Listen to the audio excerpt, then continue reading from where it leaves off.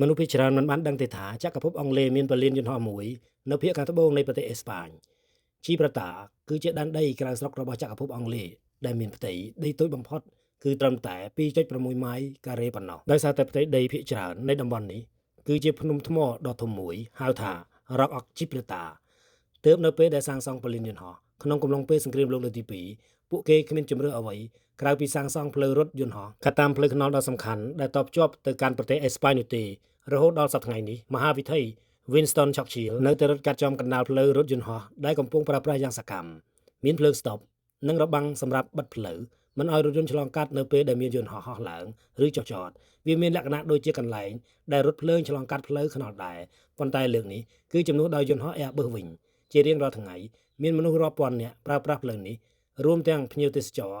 អ្នកស្រុកនិងសាសាឡាលោកអ្នកក៏អាចដើរឆ្លងកាត់ផ្លូវរថយន្តហោះនេះដោយថ្មើរជើងបានផងដែរល្បឿនកំណត់សម្រាប់រថយន្តនៅទីនេះគឺត្រឹមតែ30គីឡូម៉ែត្រក្នុង1ម៉ោងប៉ុណ្ណោះសូម្បីតែនៅលើផ្លូវរថយន្តហោះក៏ដោយ